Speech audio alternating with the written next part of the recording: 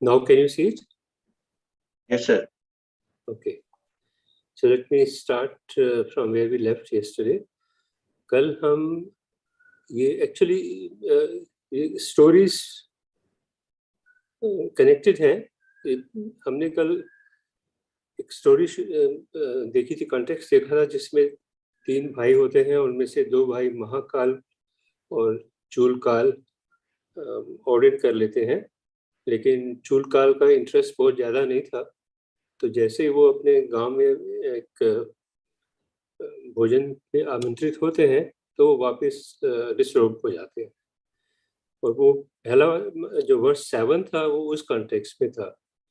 Verse 8 में context ये है कि महाकाल को भी सेपरेटली या उसी वक्त इनवाइट किया गया भोजन के लिए, उनके अपने विलेज में ही. और भिक्षुओं को ये डर था कि जैसे चूलकाल वहाँ रुक गए थे वैसे ही महाकाल भी रुक जाएंगे. तो महाकाल तो बहुत ऑलमोस्ट अरहंत हो चुके थे उस वक्त तक. तो भगवान ने अपना कॉन्फिडेंस जताया कि ऐसा नहीं होगा, और उन्होंने ये दो वर्ष उस वक्त बोले थे, एक जो हमने पिछली बार किया और एक जो आज हम करने जा रहे हैं. तो ये मोर और लेस पैरेलल में है. कुछ वर्ड्स अपोजिट हो गए हैं, बस दैट्स द मेन डिफरेंस. अशुभानुपस्सिं विहरन्तं इंद्रियेषु संवतुं भोजनं मीचमतुन्यं सधं आर्द्वीर्यं तं वे नप्पसहति मारो वातो सेल्वं पबतं. तो इसका मीनिंग है, इसका अर्थ जो मोर और लेस स्ट्रेट फॉरवर्ड है कि जैसे एक तूफान किसी रॉकी माउंटेन का कुछ नहीं कर सकता, उसी प्रकार मारा उसके कुछ नहीं बिगाड़ सकता. जो अशुभ चीज basically meditates on the impurities, on the non-beautiful nature of things, who is controlled in his senses, उसका इंद्रिय संवर अच्छा है, who is moderate in eating and filled with faith and earnest effort. I hope you recall that verse 7 में exactly इसका opposite था कि एक frail tree can easily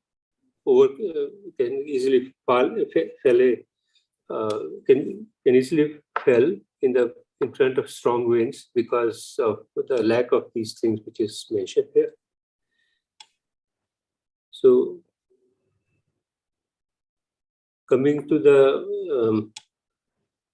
nuanced reflection of Ajahn Mindo, translation and reflection of Ajahn Mindo, this is एक minute. तो आपने जैसे अभी बताया ना, तो उसमें जो मेडिटेटिंग शब्द है उसकी जब मतलब उसमें विहार मतलब करता है ना, that he lives like that है. वो है अशुभना पस्सिंग. हाँ, अशुभना पस्सिंग मतलब विहरंतंग है ना.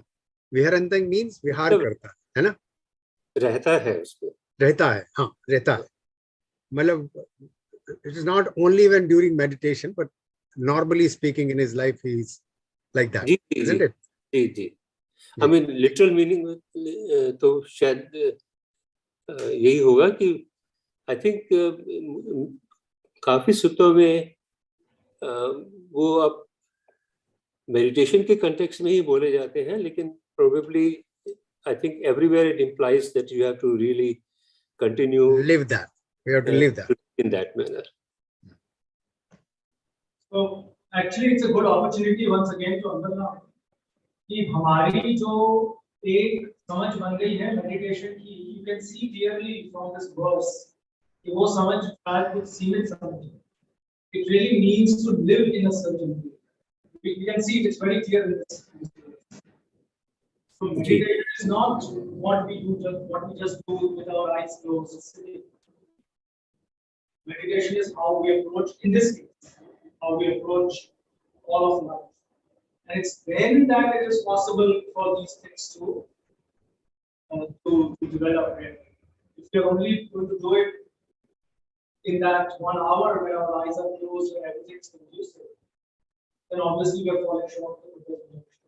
So thank you, Rajendra, for pointing this out, and it's a great opportunity for us to once more course correct यदि हमारी ऐसी समझ.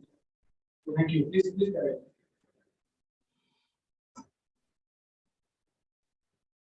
Thank you. इसका मतलब फिर ये हुआ कि हम इन पे ध्यान करते हुए भी विचार करें ताकि ये हमारे अंदर खूब डेवलप. More importantly, हम जीवन जीते वक्त कंटिन्यूअसली इस बात को मन में रखें that वो हम ब्यूटीफुल समझते हैं वो अशुभ है. That's the real trust. That's the real issue. So meditation is all life. Meditation is simply, as I have encouraged many of us to do, उसकी जो मतलब है, dictionary meaning है, it's to apply the mind to something. तो अगर मैं जीवन इस तरह से जी रहा हूँ that I'm applying the mind, considering that which is unbeautiful to be beautiful, तो naturally फिर मैं धर्म के विपरीत जाऊँ. If I'm applying my mind, applying the mind is essentially Vishwasanya. If I'm applying my mind in a way that I can see जो चीज मैं सुंदर समझता हूँ आदतों के कारण वो असल में सुंदर नहीं है, वो दुख का कारण है, then through the day, through my life, I'm continuously developing Ashubh bhavana. Obviously, in a formal setting, I certainly do it. लेकिन ज्यादा महत्वपूर्ण ये है कि उस भाव को कंटिन्यू रखें. वरना जैसा कि हमारे टीचर्स हमें बताते हैं, हम फॉर्मल सेटिंग में कुछ करेंगे और बाकी 22 घंटे 1 घंटे में उसको हम कंटिन्यू करेंगे.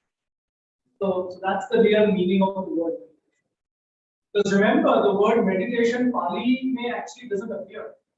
The closest Pali word is bhavana, which is to develop. Develop what? Develop this. इस केस में अशुभ की बात. How do you develop it?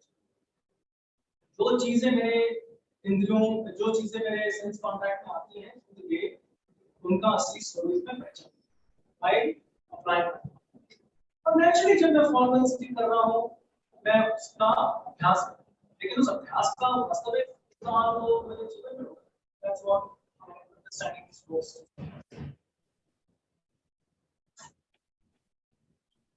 That's a very important sutta. Thank you Rajendra ji and Bhante ji. Actually जहाँ तक मेरा विचार है, जो भंते जी कह रहे हैं वो तो बिल्कुल सही है. वैसे ही हमें अपनी साधना को भी वैसे ही समझना चाहिए, और मेडिटेशन का पर्पस बेकार हो जाएगा अगर हम उसको अपनी लाइफ में नहीं बताएंगे. बट यहाँ पे शब्द ट्रांसलेशन में मेडिटेशन शायद इसलिए आया है क्योंकि द वर्ड इज अशुभ अनुपस्सिंग. सो अनुपस्सिंग is to see deeply perhaps, and that is precisely where the translation may aata hai. But ultimately, the translation also says the man who lives meditating. So he is constantly on the job in some sense. Yeah, constantly on the job. Right. Very nice. So can I proceed further, sir? Bhante ji? Yeah, please. So ये translation अजान मुनिंदो की देख लेते हैं पहले.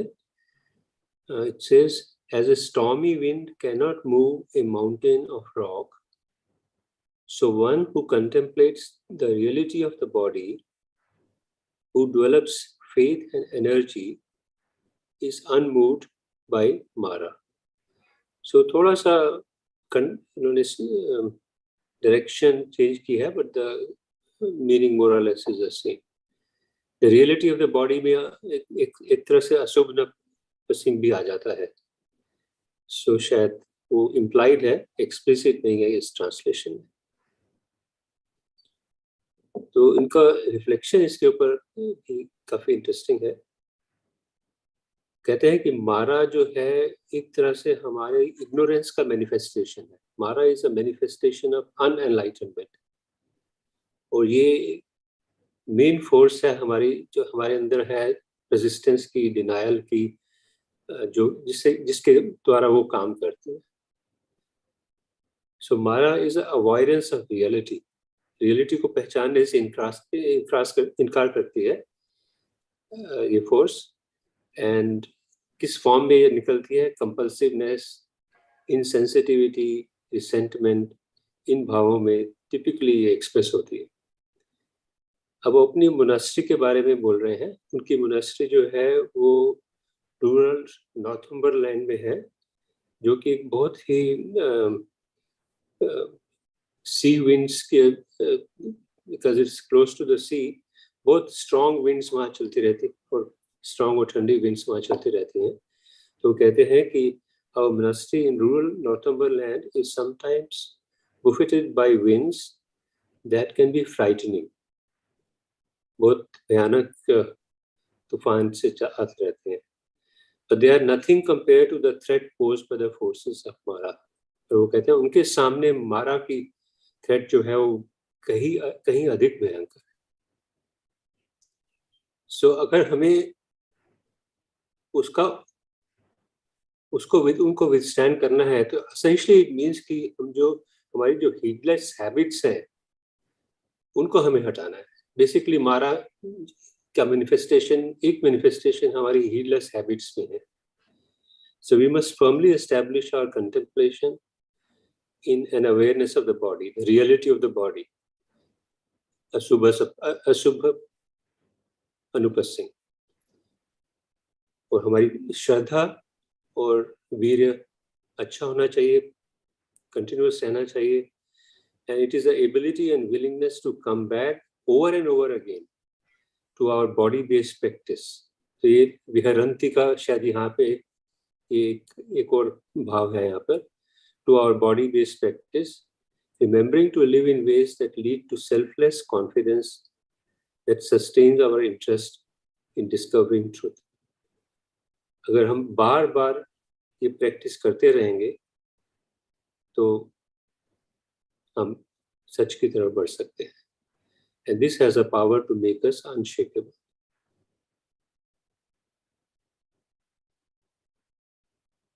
I think captures the spirit very well, both of what Bhante ji was saying and what we were discussing.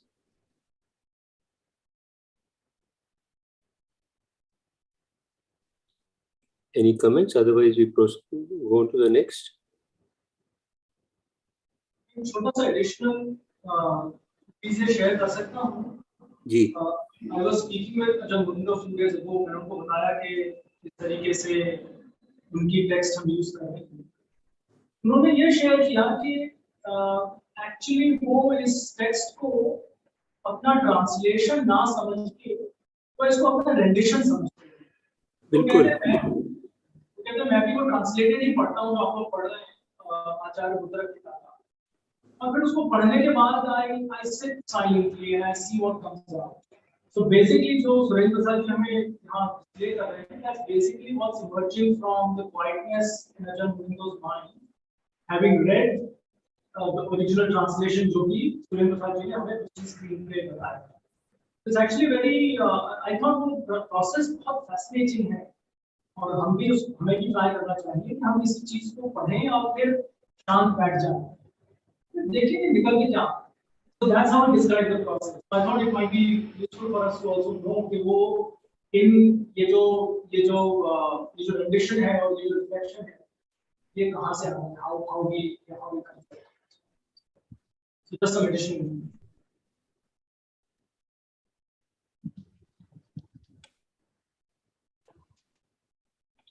आप देख सकते हैं जो wind और rock वाली बात है, it's all coming from his physical, his geographical context.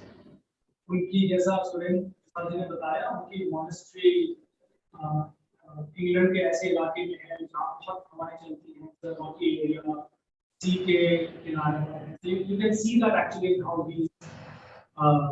how that verse speaks to him. तो हमारे लिए, मेरे लिए, मैं इस तरह से देखता हूँ कि ये वर्स मुझसे कैसे बात कर, मेरे संदर्भ में इसकी क्या इमेजरी है। I think that's the real, for me that's very helpful to learn from how Ajahn Gurinder approaches this, apart from the content of his text.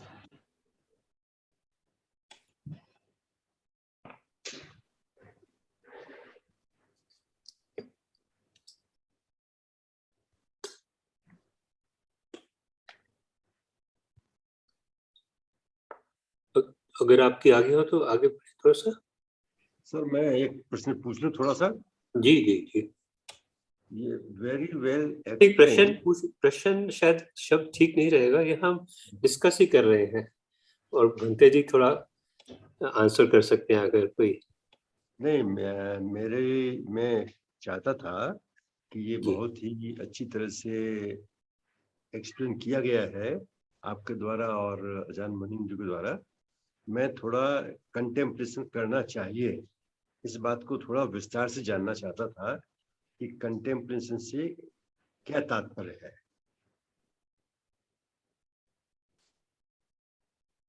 किसका क्या तात्पर्य है? जैसे आपने जिक्र किया था कि हम लोगों को इस बात का कंटेम्पलेशन करना चाहिए। जी जी जी जी है ऑन दिस सेइंग, तो कंटेम्पलेशन में क्या करते हैं, मतलब क्या करना चाहिए? हाँ, ये प्रश्न तो ये तो प्रश्न ही है और मैं भंते जी से रिक्वेस्ट करूंगा इसका प्रॉपर एक आंसर दें। रिफ्लेक्शन बेसिकली कंटेम्पलेशन में हम क्या करते हैं, ये क्वेश्चन है आपका शायद। हाँ, मतलब किस तरह से जी, करते जी।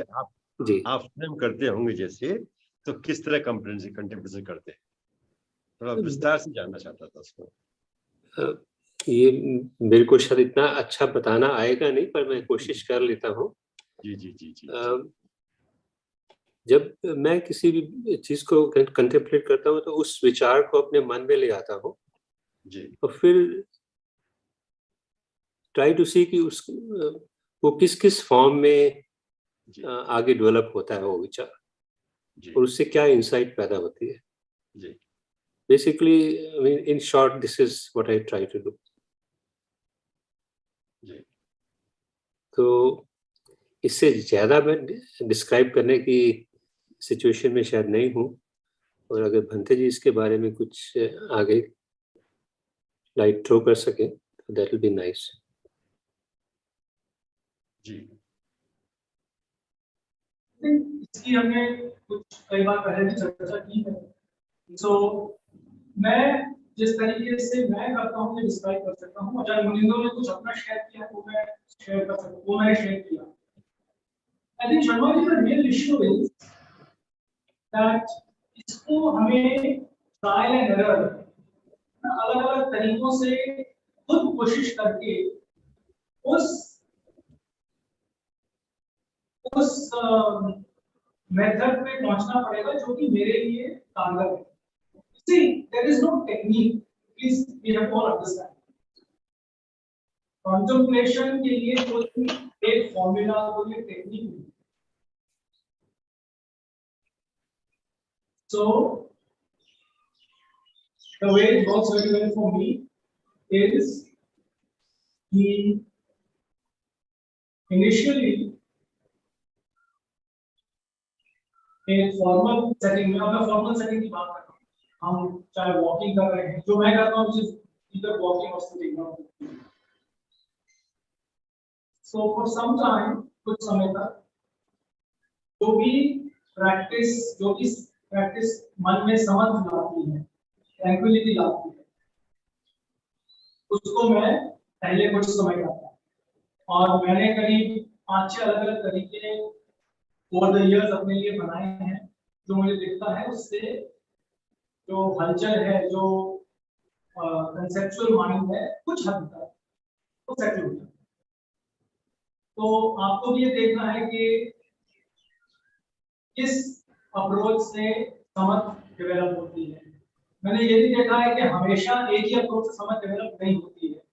तो जैसा कि मैं कल शाम को कह रहा था कि वी हैव टू सी कि अभी मन का स्टेज क्या है, उसके अनुसार मैं उसको किस तरह से शांत करूँ।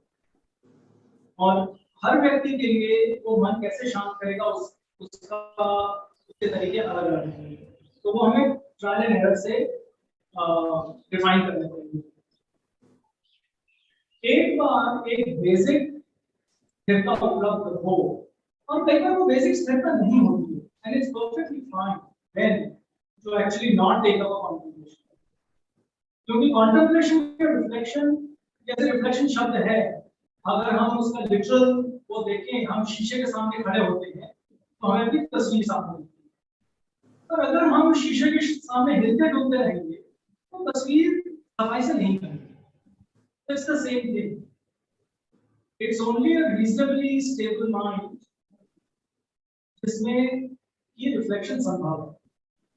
तो मैं ये करता हूँ कि एक बार एक बेसिक स्थिरता आ जाए, और बेसिक स्थिरता पर कभी कोई मापदंड नहीं है कि बेसिक स्थिरता 6.6 है, इट्स नॉट लाइक दैट। वो हमें अपने एक्सपीरियंस से देखना पड़ता है कि किस लेवल ऑफ स्थिरता के बाद मेरे रिफ्लेक्शंस शुरू होते हैं। तो it is really an experiential process. फिर जैसे ये जो स्टेटमेंट है, फॉर एग्जांपल जो इसकी मूल स्टेटमेंट है, आई वुड रीड इट या आई वुड रिसाइट इट, और as a stormy wind cannot move a mountain of rock, so one who contemplates the reality of the body, who develops faith and energy, is unmoved by mind. I would read it out, and then I just quietly sit back, or keep walking if I'm doing walking. And what I have discovered, मैंने ये पाया है कि जब इसको पढ़ते या इसको सुनकर मैं छोड़ देता हूँ, बिल्कुल उसको छोड़ देता हूँ, फिर उस पे जो कंसेप्चुअल विचार आते हैं उनको मैं अटेंशन नहीं देता। कंसेप्चुअल विचार कई बार आते भी, उनको अटेंशन नहीं देता। तो कई बार अपने खुद के जीवन में ऐसी अगर कुछ चीजें हो रही हैं तो इन लाइन से ट्रिगर होती है, या ऐसी कुछ समझ जो इन लाइन से ट्रिगर होती है, वो स्वतः ही मन में उठती है। So it is a process of the arising of natural wisdom. It's the process Suren ji ने शब्द किया, the process of arising of insight. तो वो स्वतः ही होती है इन काम, और इस प्रक्रिया को हम रिफ्लेक्शन, कॉन्टेम्पलेशन, एनालिटिकल मेडिटेशन, इस प्रक्रिया को हम। अब इसमें like I said, there is no formula जो ये मेरा प्रोसेस है। हो सकता है जब मुझे तो इसको थोड़ा सा अलग तरीके से डिस्क्राइब करें, सुरेंद्र जी ने अपने तरीके से डिस्क्राइब किया। तो my request to Sharma ji, because ये सवाल आपने पहले भी पूछा हुआ है, जी जी, रिक्वेस्ट टू यू इज कि आप इसको आजमाएं और कल के सत्र में, कल सुबह के सत्र में हमारे साथ शेयर करें कि आपको जो भी समझ आए और आपने जो भी किया वो क्या हो। So rather than you are asking us again, maybe it's better that you do it and then you describe it क्या हुआ, and then maybe it is possible to provide some feedback. That might be more fruitful, because otherwise it's not a formula that anybody can tell anybody else for that matter. Ajay मुनिंदो भी जो बताते हैं, मैं अपनी संज्ञा के अनुसार प्रोसेस करता हूँ कि हो सकता है अजय मुनिंदो ये क्या, I can't be sure. ये बात। Bandeji, can I add one thing, please, with this, with whatever you said? Bandeji, can you hear me? Hello? No, please carry on. Please don't wait for my approval. Okay, I just wanted to add what you said actually. So this actually जो ये verse है वो एक context में आई थी जिसमें बोला गया था कि there were two brothers, one of them renunciation उन्होंने abandon कर दिया and he went to a normal life, and in this he's talking about one who is not renunciate, like he is living the life of renunciate person. So so he is talking specifically about the reality of the body, which I feel is the asubh sanya of जो हम asubh 32 अंगों का जो पाठ करते हैं वो, I think so he's taking literally because Buddha has specifically laid down 32 अंगों का विवेचन करना। So उसमें क्योंकि वहां से आपका जो डिस्पैशन है जो बॉडी के प्रति वो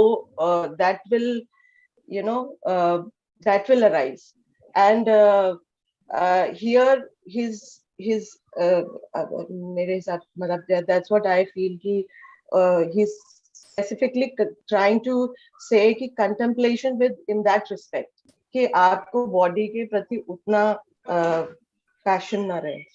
So that's what I wanted to say. So contemplation will be like जो Mr. Sharma was saying कि contemplation कैसे करना है, तो वो that is very specific कि आपको 32 अंगों का विवेचन करना है. So आपको एक पार्ट का नाक, कान, आँख जैसे पूरे बताए गए. I think so. That's how we have to contemplate. This is my understanding of this verse. Thank you. Yeah, so Puran, that's very good. You know, that is what it is just for you.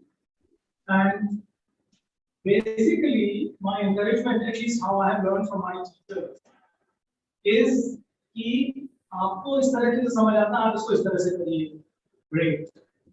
Different people will, ये जो words हैं वो अलग अलग लोगों को अपनी अपनी संज्ञा के अनुसार बात करेंगे. And that's perfectly fine. You don't need to even sort of put that into a formula. कि अशुभ का मतलब है 32 अंगों को मैं विजुअलाइज करूं. Yeah, great. If that works for you, great. It may not work for somebody else, and that's fine as well. प्रश्न ये है कि क्या वो चीजें जिनको कि मैं डिजायरेबल मानता हूँ उनके प्रति एक वैराग्य का भाव, एक डिस्पैशन का भाव उठ रहा है. There can be multiple ways of doing that. Certainly, 32 अंगों वाला जो प्रकरण है, that is one way described. For some people it works very well. For some people it means nothing, and that's fine. So certainly it's great you shared this, and it's wonderful it works for you. But to not fall into the trap कि ये technique, I think that's mainly the point that मैंने अपने teacher से सीखा है और जिस तरह से कि मैं इसको अप्रोच करता हूँ.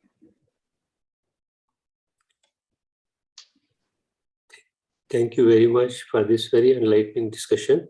I think समय काफी हो चुका है, तो हम यहीं पर इसको समाप्त कर लेते हैं और निखिल जी से, पंत जी से आज्ञा लेके आगे बढ़ने की प्रक्रिया शुरू करते हैं. Nikhil, over to you. Thank you, sir. Sharing को ऑफ कर सकते हैं सर.